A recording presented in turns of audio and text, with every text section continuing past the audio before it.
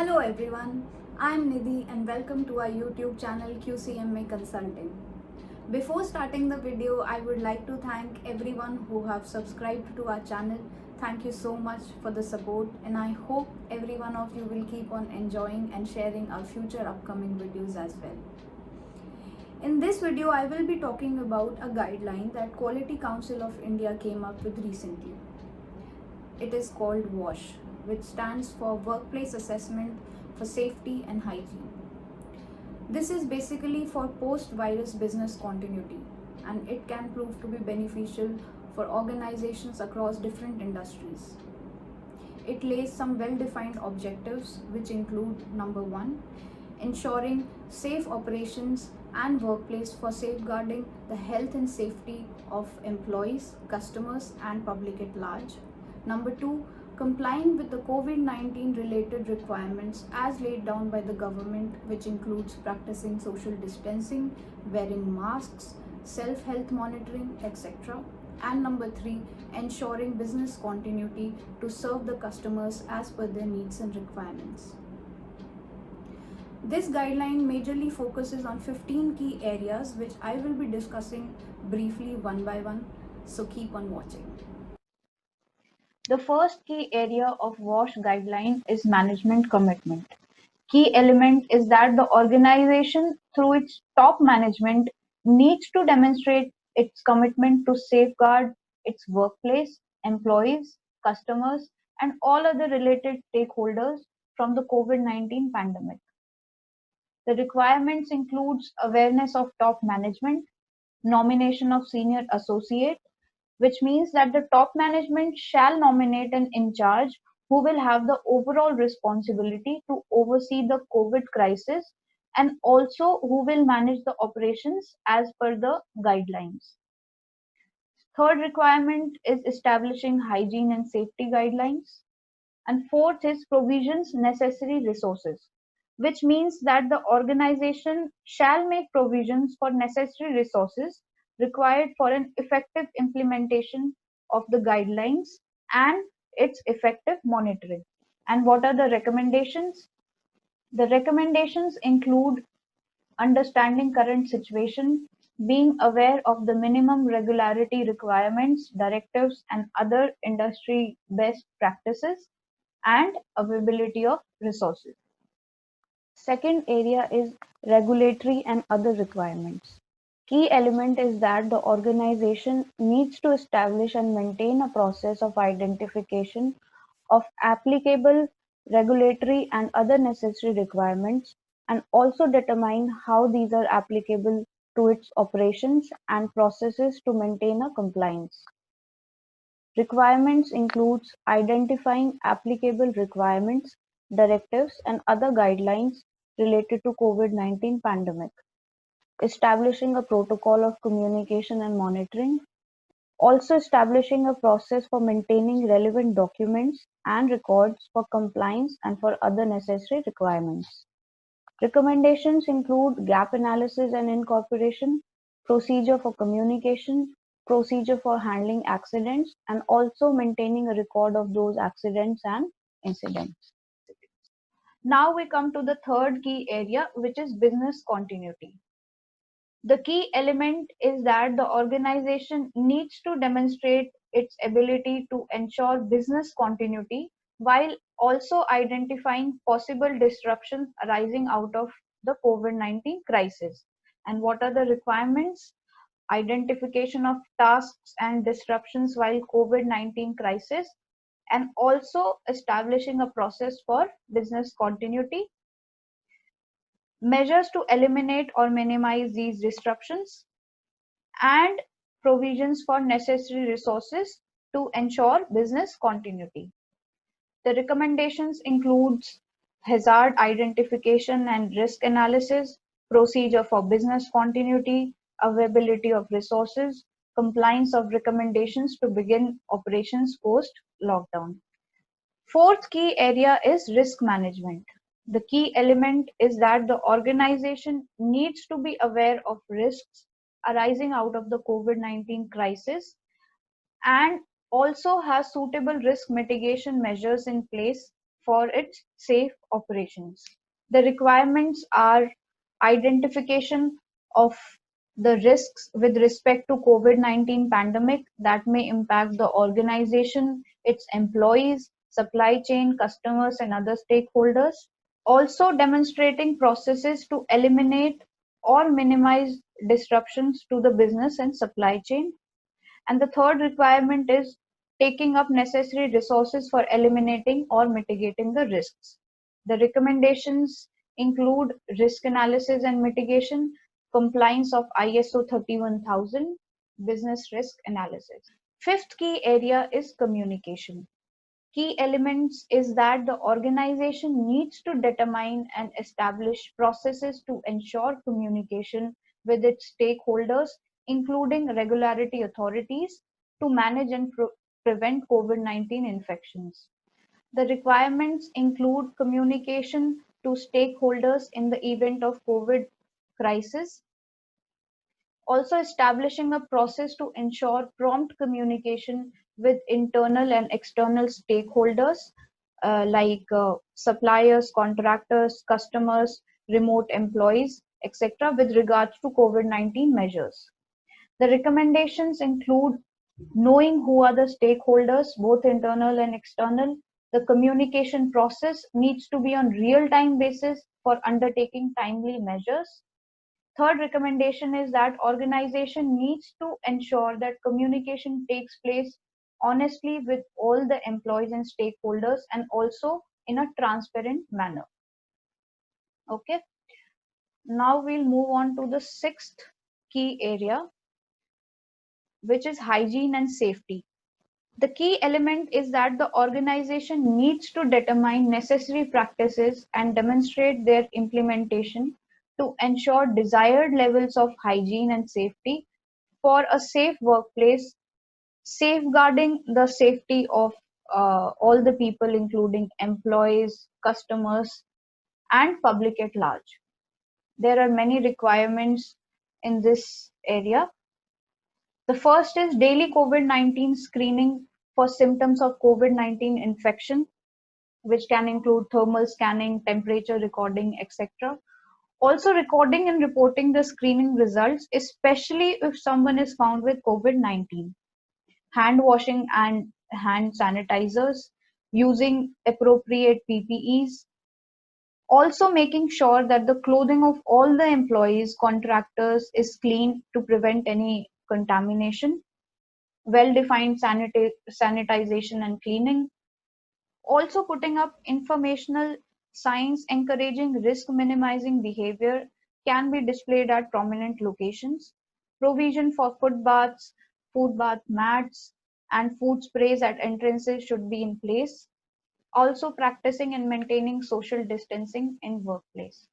The recommendations include daily screening protocol and recording non-conformity with disposal action, procedure for hand washing and demonstration, right use of PPE kits, SOP for housekeeping or 5S compliance, which means sort, set, in order, shine, standardize, and sustain, foot bath mats or food sprays as prescribed, training on social distancing.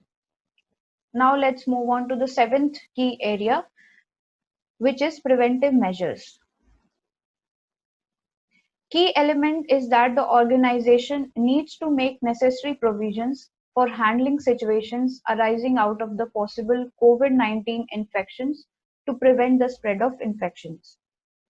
The requirement includes taking up preventive measures to prevent and contain the spread of infection, including isolation facility, having contact numbers of nearest hospitals, emergency numbers, and sanitization protocols. Also having a provision for isolation and sanitization of incoming goods, material, couriers, etc. Having an entrance control system in place to sufficiently identify all people entering the workplace, reporting of COVID positive cases, and measuring effectiveness. The recommendations include procedure for preventive measures, communication and display of vital information and reporting, dedicated facility for sick employees, and maintaining a record.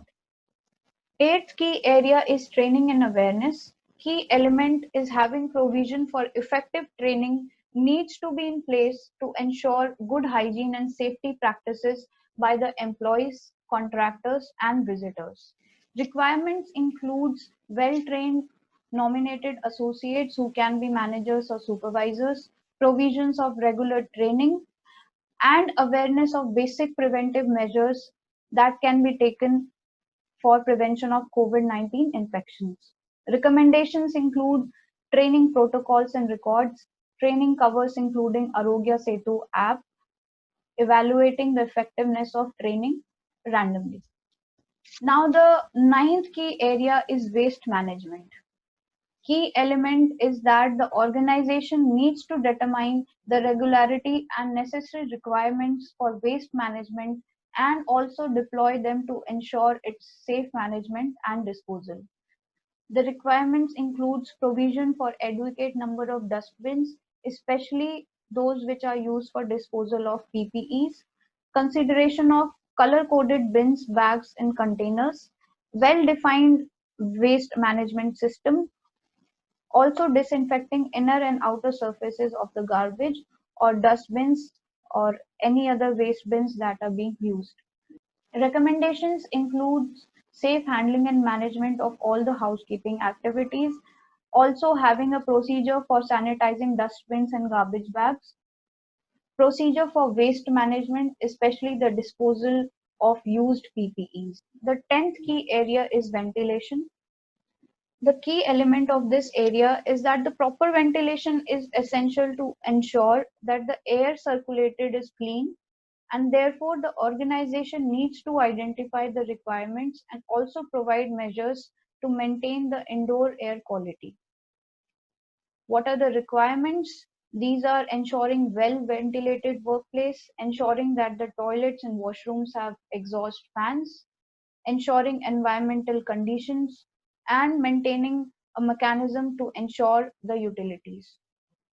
The recommendations include maintenance of clean and safe indoor air quality at workplace, toilets, washrooms, and kitchens are checked, environmental conditions are regularly monitored and recorded, and planning and preventive maintenance of the utilities, exhaust systems, and other used equipments. 11th key area is public interaction. Key element is that the organization needs to establish processes for ensuring safe public interaction to prevent COVID-19 infection.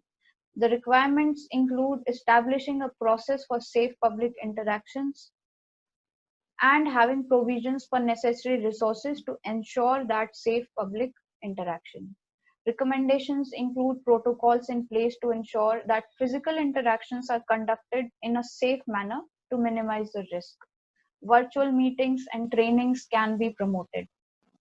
12th area of the WASH guideline is supply chain.